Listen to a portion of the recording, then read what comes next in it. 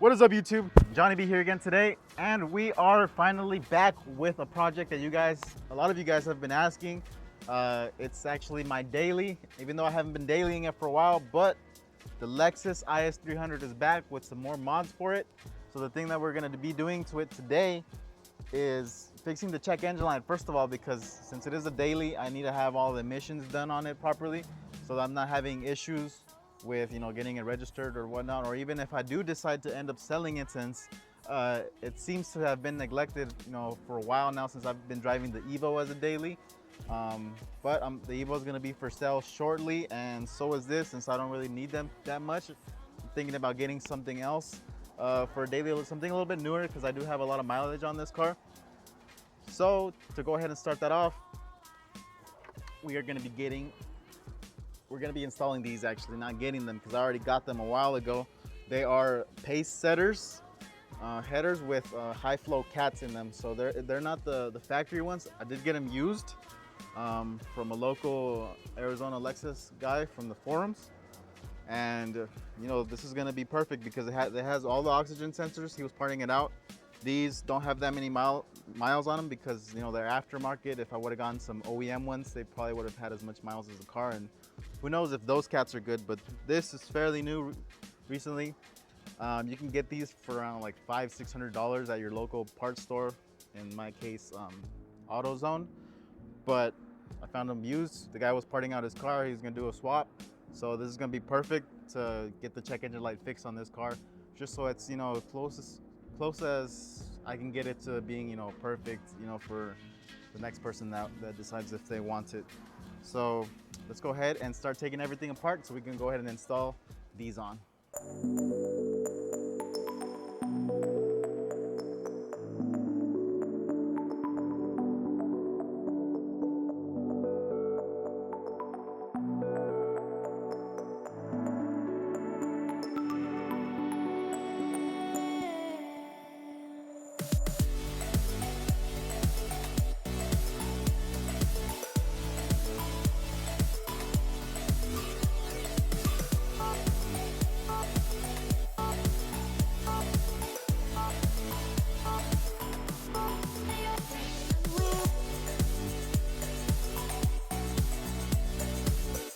All right, guys, so we went ahead and already unbolted the whole header. So it's unbolted from the top and unbolted from the bottom. So the easiest way that I found out to actually be able to remove it out, I don't know if this applies to all of them, but since this has an aftermarket header, the way that it's designed, it's a little bit annoying to get it out from the back part, especially the bolts that are like closest to the firewall, because these studs, they stick out quite a bit, about an inch and a half. So when you're trying to remove the header and bring it up, it gets caught on the actual bolt still, even though it's not even bolted. So what you want to go ahead and do is just take them out. So they have a special like little star pattern here that you can remove. I actually just used the 1/4 inch socket to be able to get it out. As long as they're not too tight, they should come out really easily. So what I did is I just loosened this a little bit, and then I went ahead and took it out with that 1/4 inch socket, and they're out now. So that should make it so much easier to be able to get the header out. With the stock one, you're probably gonna have to fiddle around a little bit with the actual heat shielding. This didn't come with it, so that kind of helps out a little bit, make the process a little bit faster. And the aftermarket one that I'm gonna be putting in, that has the cats in it, does not come with heat shielding either, so that'll make it a little bit easier. So typically it's not really that necessary. If you're that worried, you could always heat shield the rest of the stuff with some of that aftermarket heat shield that they sell. That's like gold or silver. But normally when you need a lot of heat protection is when you're going boosted, like I went boosted in my FRS. I put a big turbo, so that just needs all kinds of heat shielding. So now that we have that out, you guys know what bolts that need to be removed, what studs. You got all of your nuts off of the header, top and bottom. Bottom ones are fairly simple. There's just 3 of them and they pop right off. So let's go ahead and pull it out.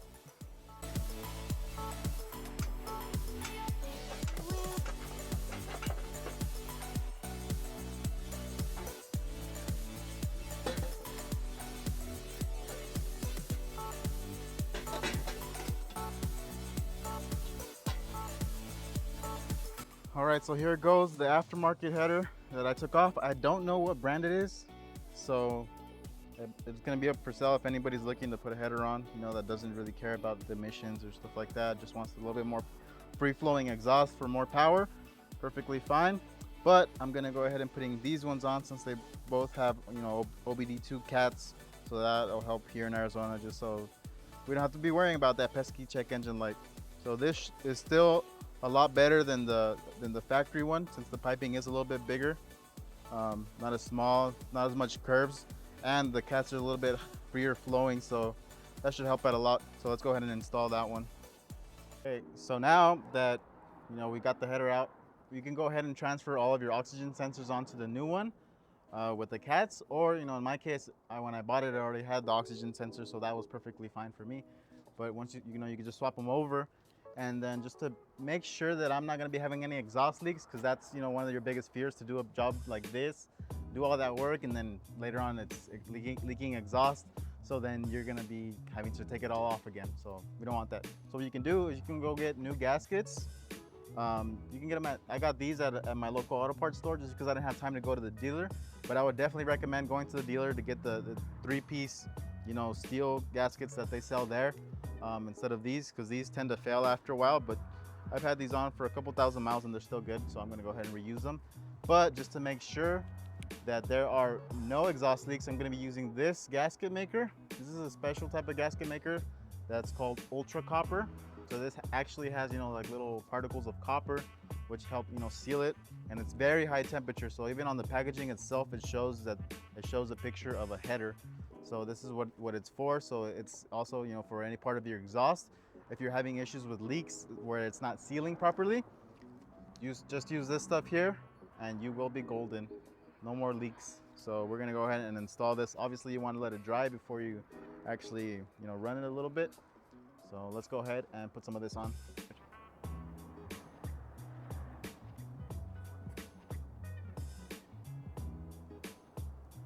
So you don't want this to be on too thick. So you just put on a little light coat. You go ahead and rub it on it. You mainly only need it right around the exhaust ring, and you should be good.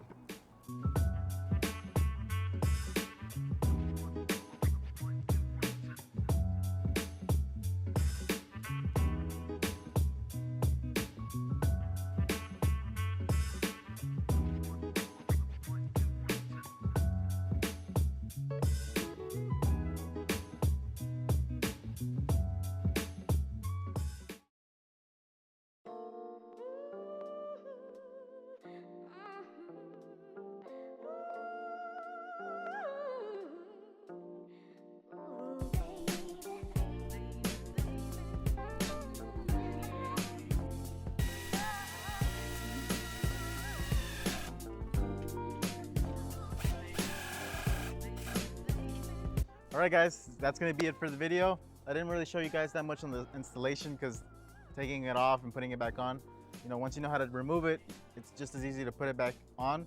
The only issue, you know, is trying to like maneuver it to get in there. It's kind of like you got to twist it a little bit to get it in there. But the main thing that really helps out when installing the header is to take off those 2 rear studs. That way it just comes out easily, piece of cake, you know, no issues whatsoever once you do that. Because I tried it the first time that I tried removing that to replace the gaskets for the header, because I was having an exhaust leak. That was the thing that just disabled, you know, the work. I couldn't do anything after that. So then I just decided to remove them, and it was so much easier to do. So the gasket maker, I like to use it personally. I always like to have, you know, an extra insurance that it's not going to be leaking on me, because I don't want to go ahead and have to go through all that again and to take it apart and make sure to seal that up again.